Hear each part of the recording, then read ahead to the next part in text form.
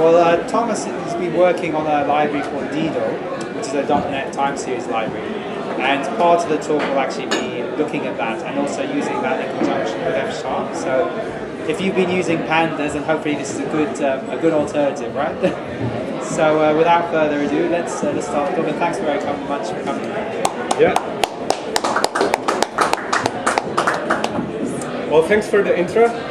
So I'm going to be talking about a couple of things. Deedle is sort of the main part, but we've been actually building a couple of other interesting libraries around doing data analytics, data science. So I'll mention these as well. And Deedle is sort of one of the most interesting components. The whole thing, we started calling it FsLab, and there's going to be links to that as well, which is sort of just one package that gives you everything. So I guess the first thing is F#. The most recent thing that happened in the F# world is the F# Software Foundation. So F# as a language runs on .NET and it's fully supported by Microsoft, but there's also quite active community around it doing lots of open source things. There's also people using it in cross-platform ways. There's a company called Xamarin that lets you write F# apps for the iPhone and Android. So ironically, F# actually works better on Android and iPhone than on the Windows phone. So the idea behind the foundation is to bring all these people together and have some independent organization that's sort of supporting the language, the libraries around it, and the whole ecosystem, not just the Microsoft part. And I guess one of the things that this does is that it also brings together people who work in areas like finance or working with data analytics. And that's where many of the libraries I'll be showing come from. Deedle has been built initially by Blue Mountain Capital, and they're still supporting it. They're using it internally, but there's also lots of other open source contributors. Some of the other libraries have been built by the community and people working for other finance companies and somewhere else. So the nice thing about F# is the community.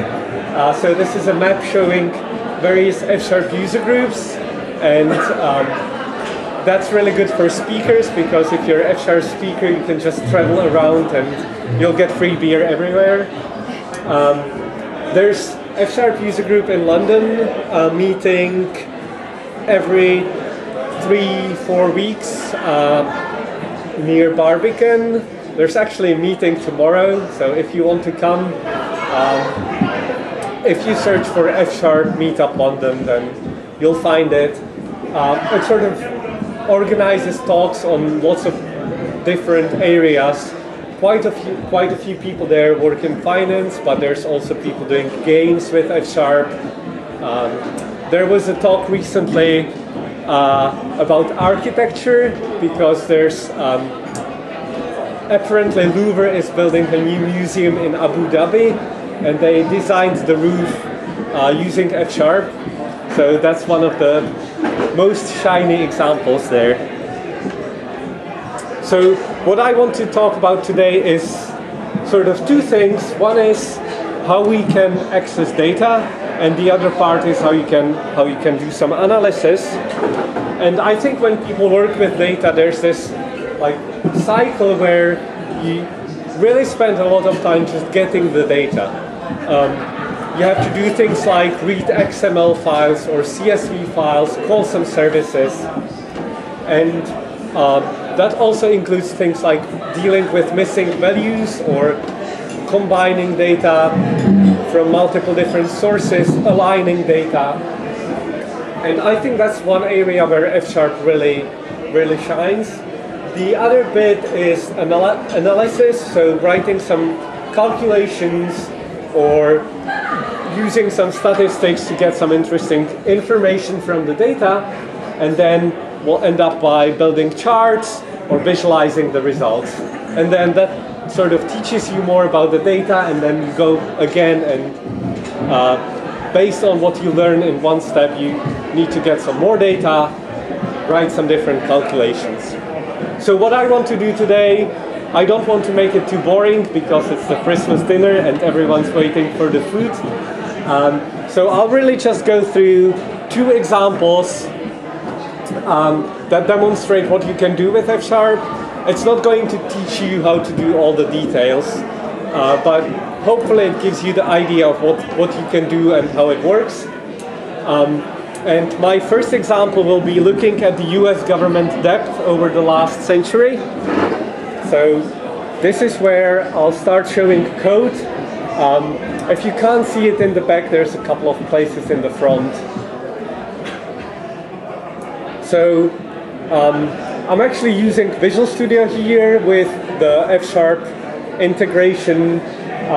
It works pretty well in other environments. There's Xamarin Studio, which runs on Mac, and people use it with Emacs as well. So Emacs has the same integration, and it even does auto-completion and lots of other things. So this is starting by loading the libraries I'll be using, and Deedle is one of them. I'll sort of talk about the libraries later on. The first thing I want to do here is to use a CSV file. So I have this CSV file here with wrong slashes. So it's a CSV file containing years, and for every year there's a couple of indicators about US economy. And the first interesting thing that I'm going to do here is to use the CSV type provider.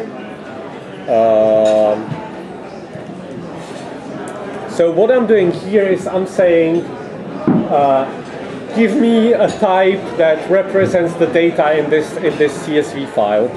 And the nice thing from this is that when we, well, I can now actually load the data. And if I iterate over all the rows, so this is walking over the rows of the data set, and I do r dot, then this little window here shows me all the columns that are in the CSV file. So I don't really have to look at the CSV file to see what the structure is, because it happens here automatically. It looks at the file, looks at the headers, and from the headers it will generate a type that has year. So year is an int, and then I'm interested in the depth, so I've got depth here, and that's as decimal. So what I'm going to do here is to take this and create a series called depth. So here I'm just loading the data from a CSV file and creating a series that maps years to depths, and then this is a time series here. So this is where we were using Deedle, which is the time series analysis library. If you're familiar with pandas, it's very much inspired by pandas, but we sort of did some things differently, and it runs on the .NET. So for every year, we've got the depth, and the depth here is expressed as a percentage of GDP, so it makes sense to compare it, or to some point makes sense to compare it over the last century. I can also do some visualization. So if I want to see what the depth is in a chart, this is how the depth has been changing over the last 100 years. So there's Second World War somewhere here, and then there's today. I'm obviously not suggesting anything bad, but yeah, you can see the chart here. Okay, so that's one data source. and this was just a series. Actually, I'm going to do one more thing here. So the other indicator that I've got here is GDP.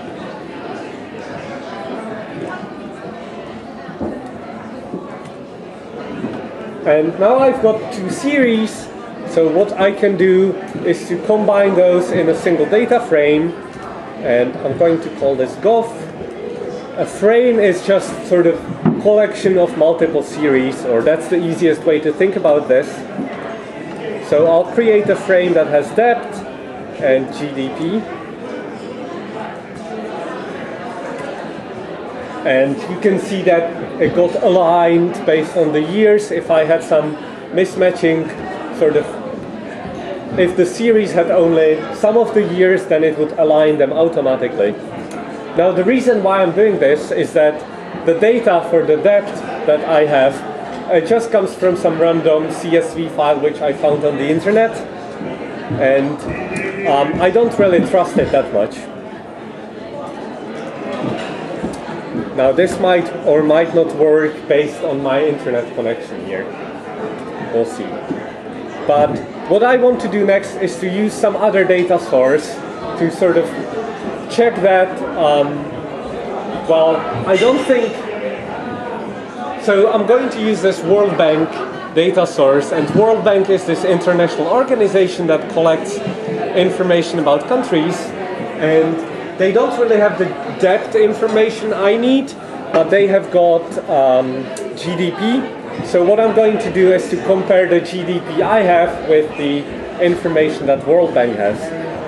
And I'm using another data access library here, and this is again using F# type providers, which are sort of building types that I can program against on the fly as I'm using those. So if I go to countries, this actually comes with a list of all the countries in the world, and the list is generated on the fly. So there's United Kingdom here.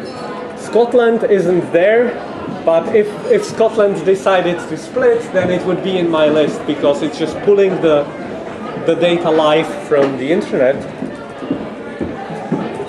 So we can go to United States, and similarly I get list of all the indicators that the World Bank has about US. So this type provider thing, there is a type provider that specifically understands World Bank. We don't have one for Bloomberg yet, but that's an obvious choice here, because, and you can write your own type providers for data sources you're interested in, where sort of this gives you a really nice way to integrate external data. So if I find the GDP here, this is in US dollars, and I can turn this into a series, and here's the values. I actually need to divide this by 1 billion because the other data source is in billions. So I think this will give me the right numbers, and I'm going to add it as another column to the data frame. So if I do this and look at the frame again, then you can see it aligns the data, because the World Bank only has data for the last 40 years. It doesn't have it sort of for the beginning, but it has the data at the end.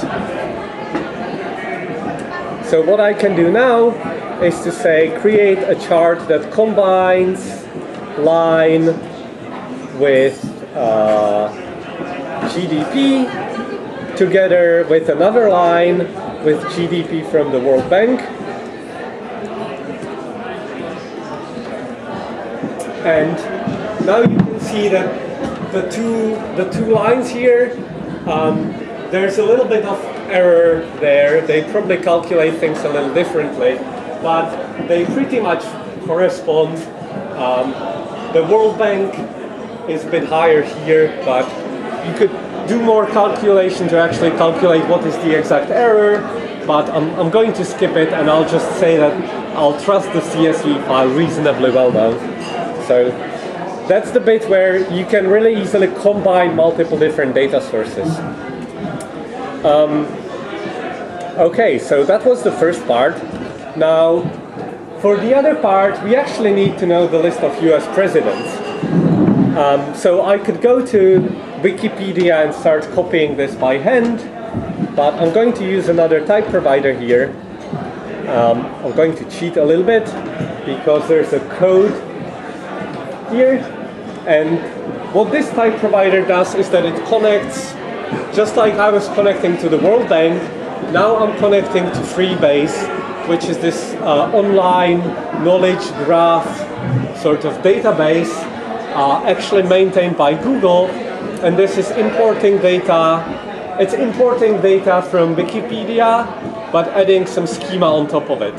So I can program against this, and again you can just look at what is there. So if I do dot and look at, maybe I'm interested in sports. It's maintained by Americans, so they call it soccer. And then I can look at my favorite teams somewhere. Oh, leagues. You can waste a lot of time on this because it sort of gives you access to lots of interesting data sources. Here I actually wanted to look at society, government, US presidents. And if I get the first item from here, then I don't think they're sorted in any particular way. So I get back Abraham Lincoln, and I can look at the things that the database knows about Abraham Lincoln. So there's place of birth. He was born in Hodgenville. Or we can look at parties. So if we look at all the parties,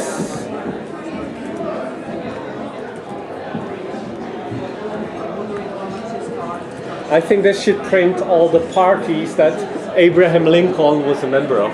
So what do you think this will print? Do we know anything about Abraham Lincoln? Republican, let's see. So he was a member of the Republican Party, but also National Union Party, Whig Party, and Illinois Republican Party. So you can get the data from there. So I don't want to spend the entire dinner typing the code here. So I'm going to copy over 2 snippets which I wrote before. What this does is that it goes over all the US presidents, sorts them by when they were presidents. It gets only the last few so that I only have the last century. And this part here is actually specifying a query that gets sent to Freebase. So I'm not downloading everything from Freebase. I tell them, give me the last some number of presidents. And you can use exactly the same thing to do queries over SQL that you write in F#. This bit says, go over the presidents, find the positions when they were president,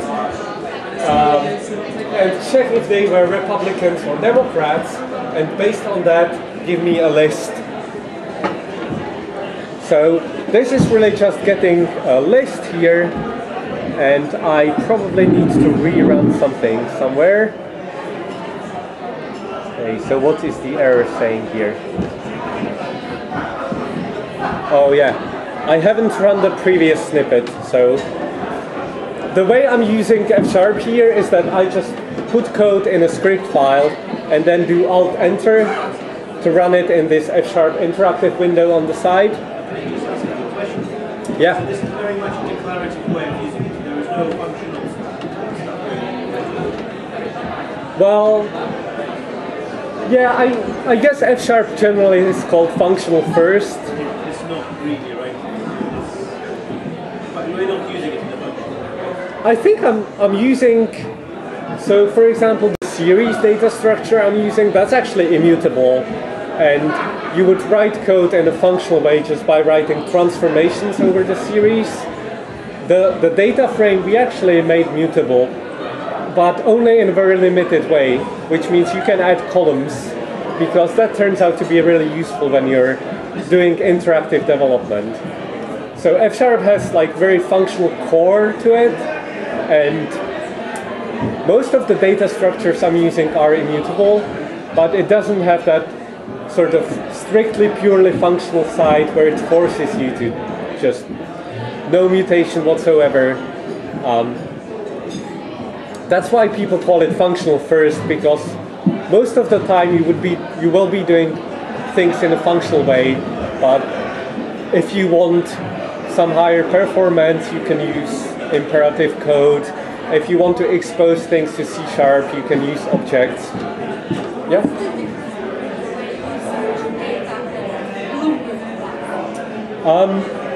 So I haven't really used Bloomberg very much. I think the interesting thing here is that this is all sort of, you would write this as part of your program, so it's not like switching to another tool to get the data and then integrate that back to your program. You have it's just letting me access the data straight from my code. But I think integrating Bloomberg into this would be a really interesting project. So if I run this, I get the list of presidents, and here I just have it as a list of tuples, which is very simple data structure in F#. And I need to turn this into a frame. So Deedle has this way of turning anything you have from .NET World into a data frame, and now I've got all my presidents, or all the US presidents, when they started, when they finished, and what was their party. So the next bit, I'll just make this into a nicer data structure and add the titles. And what I need to do now is to take the two data frames I have. So if I look at what I have a list of presidents with year when they started and the US government debt in two separate frames. So I want to put the two parts together and get presidents with the government debt in that year. And to do that, I actually need to rearrange the data set a little bit, because here this is indexed by year. For every year I have the value.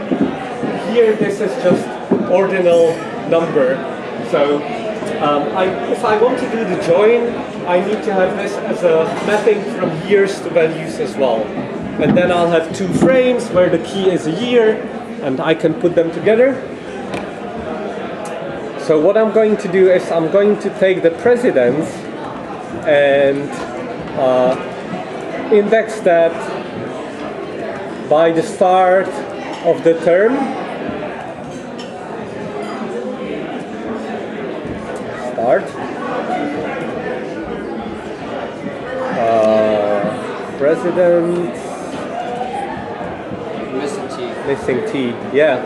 This is where F# is quite nice because it has sort of static typing, and it checks that when you type something, it has to exist. So my presidents without T wouldn't work. Okay, so this is the president, and now I just need to do the join here.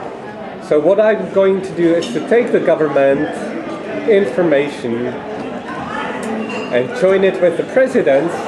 Now by default, this does a left join, where for every year when we have no, it does outer join actually. So there's presidents only for the years when they started, and this is another thing that sort of happens with time series data as well, where we need to fill somehow the missing data here.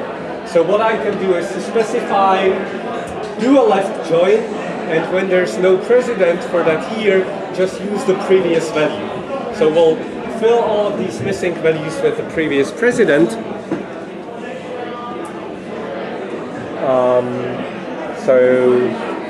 And I get nice sort of documentation here with tips saying what I actually need to do. So I want to do a left join, and the other argument is lookup, and I want the value at that date or previous value.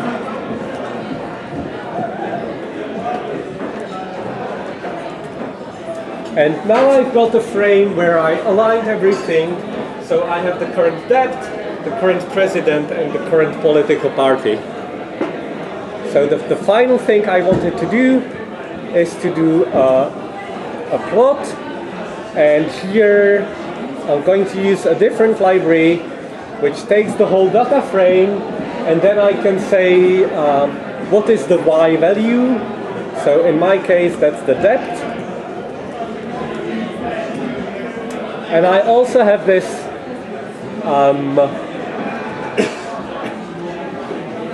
plugin for Visual Studio which embeds the chart here, so I can just see it immediately. If I want to make it a bit bigger, I can also say open this in a browser. So, whoa, here's my chart. And I can specify color.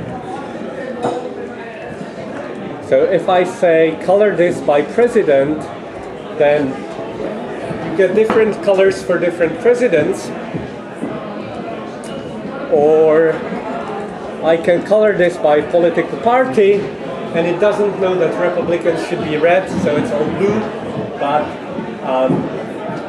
now I'm showing a chart where the dark blue are Republicans and the light blue are Democrats. So you can sort of get some picture here. I could continue and calculate who's worse, who spends more, but I'm going to leave that to you as a homework, as an exercise.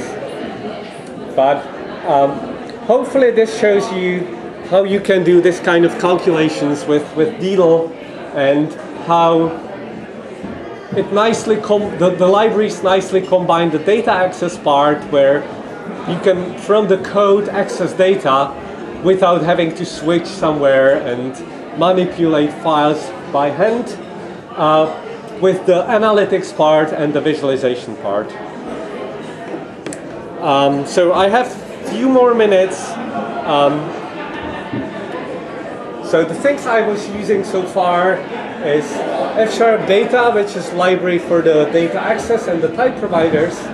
And this works with things like CSV, XML, JSON. And I was using Deedle to do the frame and time series analysis. I was also using F# charting to do some visualizations. And the whole thing is packaged under this FsLab project, which just has sort of all the other libraries linked together. So the next bit, so I wanted to show you a few more things with Deedle that would be more finance oriented. And Deedle, here's the URL where you can find more, including a nice documentation. I actually have to show you this, because if you go to the documentation page, there's a lot of information on how you can use it from F#. Deedle actually works from C# as well. So if you're using .NET, you can call this from C#. It's not going to be as nice, but it definitely works. And you even get tooltips here telling you what's the type of the function. So the focus of the library is doing this exploratory data analysis and time series analysis. At Blue Mountain, where we started the project, they actually had 2 previous versions of some data time series manipulation libraries. So this is finally done right. It's open source, it has documentation, works with C# and F#, and Blue Mountain is actually using it from both. And if you're using it, then feel free to contribute. It's on GitHub. There's 2 key things. One is the series, which is key value mapping, basically. And then the frame is a collection of series. And I'm going to look at one more example showing the library. So here what I'm going to do is to look at some stock prices and do some really simple calculation. But the nice thing here is I'm going to use a few other libraries along the way. So it's not just going to be the same thing as before. There's a few really interesting things I can do. So I'm probably going to restart this F# interactive just in case there's some leftovers that would make things not work. And again, I need to use the CSV type provider, and I'm never sure if the internet works, so I actually have the data locally. But what this does is it again gives me a type based on the sample CSV file, and this is using data downloaded from the Yahoo Finance website. So we'll see what's in the data set in a second. And I have a helper function here somewhere. Yeah. Which, given a stock name, gives me that data as a series. So if I say MSFT, this gives me the prices for Microsoft, and I get time series starting from 1986 to 2013. This is daily prices, so it's not actually that large. One thing we've been working at Blue Mountain, at Blue Mountain recently is a big data version of this, where you can point the frame at your entire history, and it will create a virtualized frame that only obtains the data that you actually need to see. So you can point it at your internal data store and just load one frame representing all the data you have. And then I can, when I have the time series, I can do various operations on this, like do some.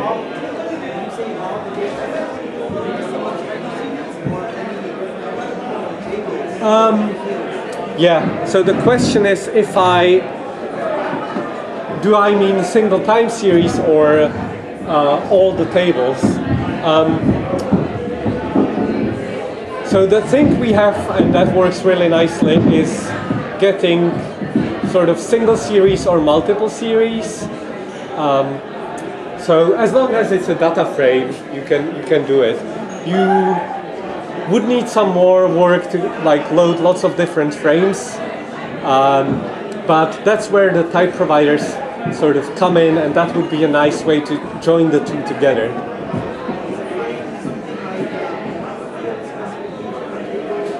So frame is kind of like a single table where you have multiple different columns, and those could be like open, high, low, close, or it could be different companies, and then you have the row keys, which typically would be dates or times or something like that.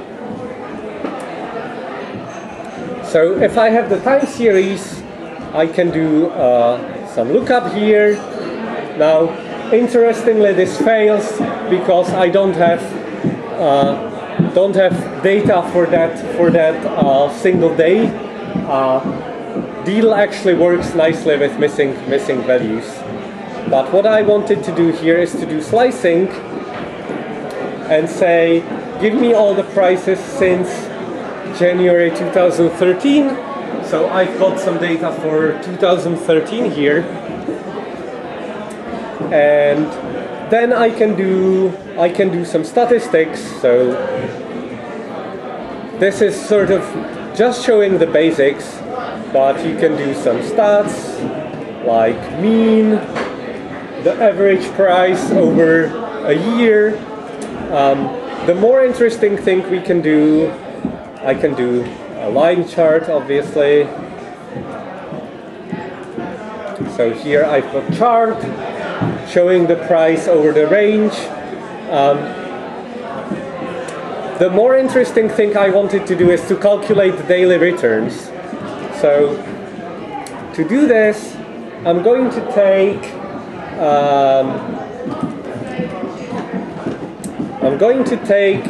the original time series and subtract this from series that's shifted by 1. So I have this original series, and I'll take the series where I move all the values by 1, and then the difference will be the difference from yesterday. So that's something you can write pretty easily with this. And then I want to calculate this as a percentage, so I divide it by the actual value, and now I've got percentage here.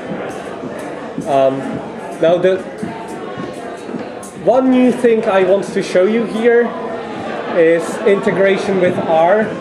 So in F# we implemented quite a few of the basic statistical functions that you might want to use, but we haven't really, you can't really re-implement everything that everyone has ever done in R because they have so many useful functions. So what we do instead is that we have this thing called R-type provider, and just like I was integrating external data into F#, I can also integrate external functionality.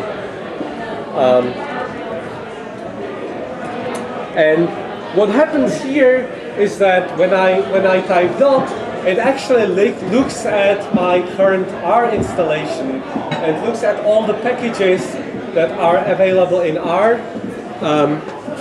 So I think I have things like ggplot for fancy charting, or I can just say graphics for the basic graphics library, and then when I do R dot, I get a completion with all the R functions I can call. So what I want to do here is just to take a histogram of the daily returns, and this just calls R to do the actual work.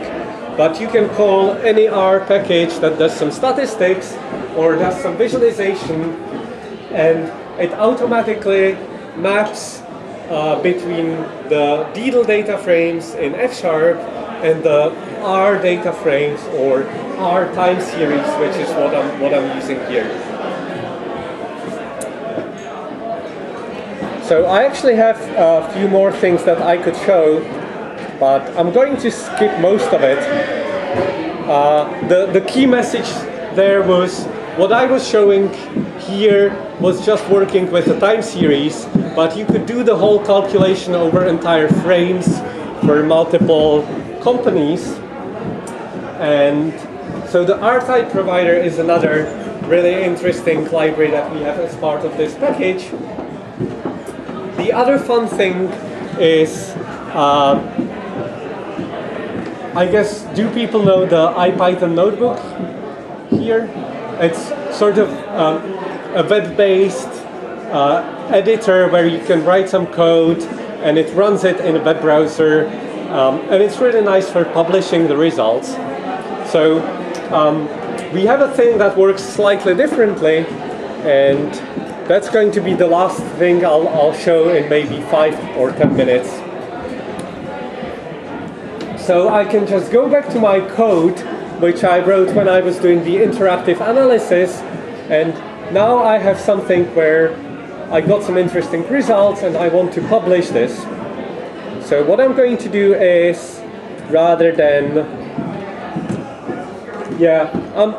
what I'm going to do is that I'll just add some comments here, and I can use this special sort of double star comment syntax. And in the comment I can describe what this actually does. So what are we doing here? Analyzing stock prices with F#. It's using this markdown format, which is sort of simple way to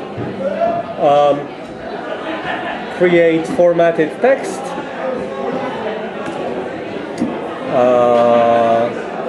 This is what I wanted. So I added some comment here saying we're looking at Microsoft stock prices, and this is how we do it.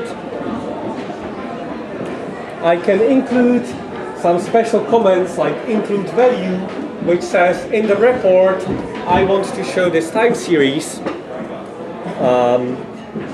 And then I can say, let's now build a chart.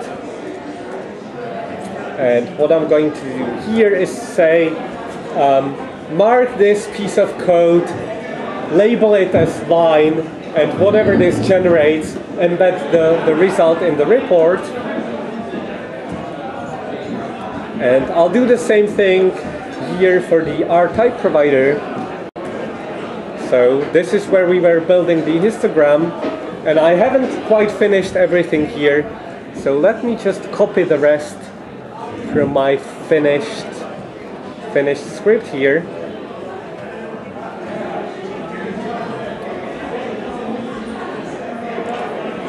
So the rest of the code that so to actually generate the report, I need to run this project.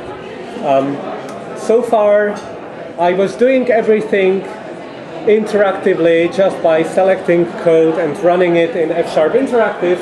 Now I actually run it as an application, and there's some setup that will generate the report. The other bit that I'm just copying over is building a frame where I have hierarchical keys. So I have two-level keys where I have first level is a sector like technology, finance, or consumer goods, and under that I have a couple of individual companies, and then I'm doing the calculation of returns for the entire frame. And I can still run this interactively and see what this does. So if I do that, you can see the frame has dates here, prices here, and there's like group of consumer goods or finance. And in the meantime, it actually finished processing this and generated a report here, which embeds all the sort of visualizations like the chart, or it can even capture the result from the R call, and it includes the F# code as well. Depending on what you're doing, you can include it, don't have to include it. So here what I was doing was loading the data. It embeds the data frame as a nice table, and the last two bits were calculating the average return based on companies or aggregated by the sector.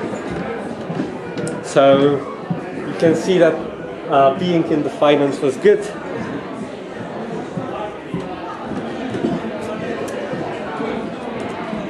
All right, so I guess in summary, why is F# interesting here? Well, hopefully I showed you that the sort of three-step process where you need to get some data, clean it up, do some analysis, and then build some visualization. That's something you can do really nicely in the interactive style. And especially on the data acquisition part with the type providers, where you sort of get programmatic access to all the data.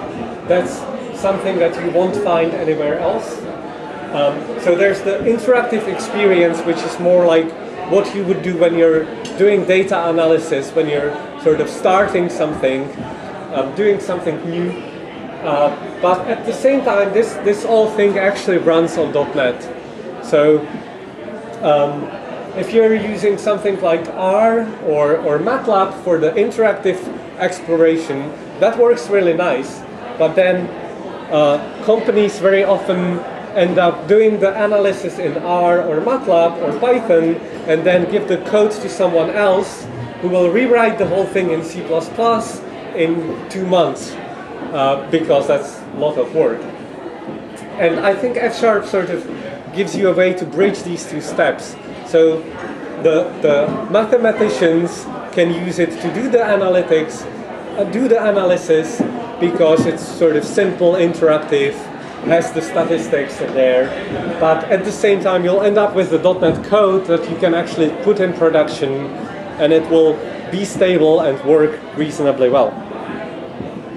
So yeah, that's the end. If you want to learn more, so there's a couple of links. fsharp.org is the best starting point. FsLab.org is upcoming website that will sort of have links to all the libraries, but you can also search for Deedle, it finds it. And F# Works is a company that me and a few other F# people have started if you need some training or consulting. And I'm also doing these 2 different courses.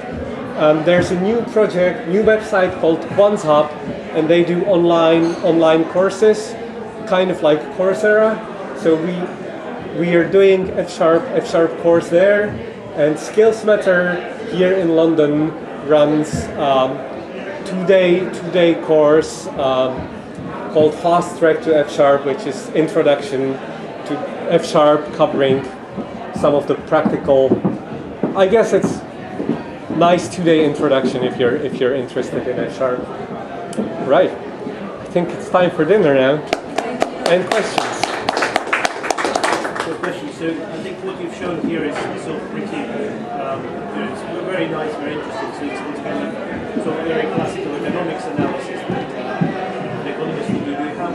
I work in high frequency trading. I have pretty, complex data structures. Do you have something in sort of more technical domains, either say multi-chain analysis or stochastic filtering? Kernel methods or something like that? Do you have anything like that? There probably isn't as much as in other languages. That's what I'm wondering, right? Because would you say that you are you at the same level of coverage, say, compared to R and so? Yeah. No, there's a couple of libraries, and people are working on more things. But we're not trying to redo everything that exists elsewhere. One of the nice things about .NET is that you can actually really easily call sort of C code, or the integration with R works pretty well. We don't have integration with Python yet, but it's one of the areas that people are looking at. This is one of the libraries that are out there, which is sort of could be interesting. Because Gaussian regression. Yeah. So there's sort of more activity in that area. But then, if you integrate with R, R is the kind of thing. If you run it in production, it will fail. Yeah. So do you suffer from the same issues? So the question is, can you run this in production as is, or are you planning to move more stuff into native F#? What's the plan? I think the plan is to. So yes, if you're using the R provider, then when you run it, that actually just runs R. And at Blue Mountain, we actually run some of it in production. It occasionally crashes, but not that often. So there's some sort of infrastructure around it to restart the R process. And it's nice when you want to get started, and then people sort of rewrite the code in F# when they need. I guess, yeah, like speaking of high frequency trading,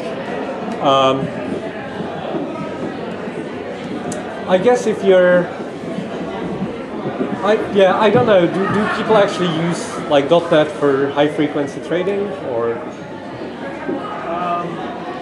I personally don't. Yeah. Maybe some people do. Yeah. I guess that's sort of. I don't know many people. Yeah.